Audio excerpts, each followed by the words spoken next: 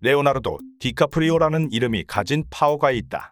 출연만으로 영화 홍보가 되는 티켓 파워다. 톰 크루즈와 더불어 이 시대의 남은 마지막 무비 스타로 평가받는 디카프리오는 요즘 새롭게 화제를 모으는 중이다.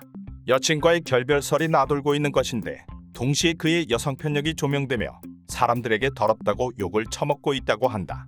전성기 시절 미모와 스타성에 가려졌던 그의 문제점에 대해 자세히 알아보고자 한다. 1974년 11월 11일 빼빼로데이에 태어난 디카프리오는 갓난아 기던 4살 때 찍은 우유 CF를 통해 처음으로 대중에게 얼굴을 비췄다. 그는 1991년에 크리터스 3로 영화계에 정식 데뷔했고 이후 이 소년의 삶에서 반항적인 아들 연기를 나이스하게 해내면서 상을 타게 되었다. 그렇게 디카프리오는 유명해졌다. 디카프리오 하면 가장 먼저 떠오르는 것은 로미오와 줄리엣과 타이타닉이 아닐 수 없는데 그 이유는 영화에서 미치도록 잘생겼기 때문이다. 로미오와 줄리엣의 수족관 씬과 타이타닉의 이 명장면은 아직까지도 널리 회자되며 패러디될 만큼 파급력이 엄청나다. 그는 토탈 이클립스, 바스켓볼 다이어리 등에서도 미친 미모를 자랑했었다. 미소년 외모로 수많은 빠들을 양산해냈던 디카프리오는 30대 후반에 접어들면서 역변하기 시작했고 지금은 그냥 배 나온 아저씨라는 말을 들을 정도로 역변했다. 그래도 40대 초반 때까지는 입금 완료가 되면 관리해서 미중년의 모습을 보여주었는데 이제는 그런 것도 없다. 이젠 그냥 털보 뚱땡이 아저씨로 나온다. 잘생겼던 20대부터 디카프리오는 누굴 닮았다는 말을 들었는데 그건 바로 잭 니콜슨이다. 나이 먹을수록 더 닮아가고 있는데 그 말에 만족하는 듯 방송에서 더 닮아 보이게 얼굴 묘사까지 했다.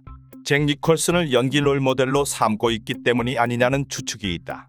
또 다른 닮은 꼴로는 데인트한 에리카 린더가 자주 거론되는데 한국에도 닮은 꼴이 있다.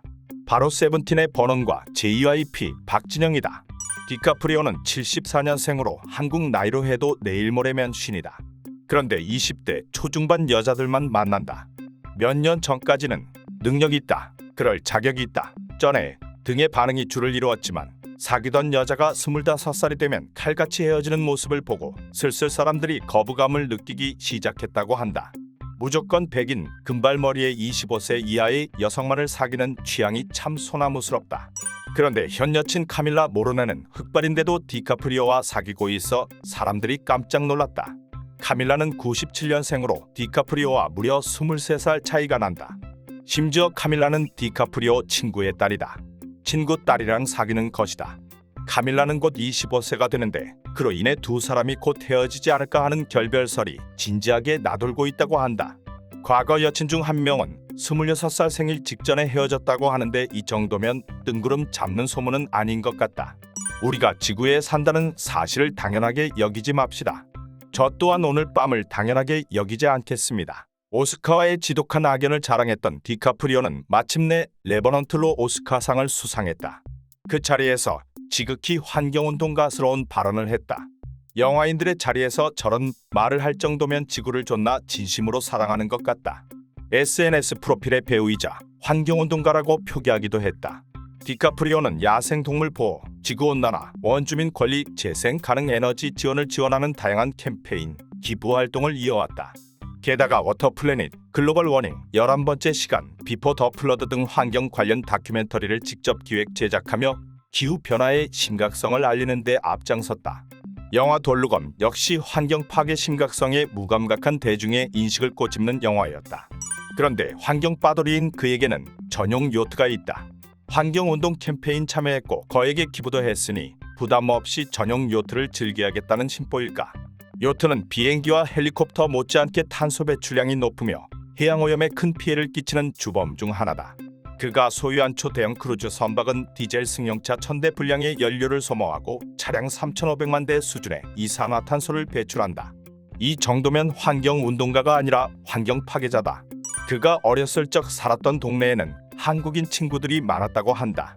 그 친구들 집에 놀러가서 김치를 먹기도 했다고 하는데 그 덕분인지 가장 좋아하는 한국 음식은 김치라고 한다. 최초 내하는 장고, 분노의 추적자 프로모션 때인데 팬들의 환영이 엄청나 디카프리오는 태어나서 이렇게 대단한 환영은 처음 받아봤다고 말했다. 그런데 바빠서인지 사인은 존나 건성으로 해줬다. 좋아하는 한국 감독은 봉준호로 옥자를 인상 깊게 봤다고 말하기도 했고 우연히 봉준호를 만난 날에는 악수를 청하기도 했다. 오징어 게임 FN인 듯 행사장에 이정재가 있다는 말에 호들갑을 떨며 그를 찾아갔다고 한다. 그가 먼저 이정재에게 사진을 찍자고 했고 이런 사진이 나왔다.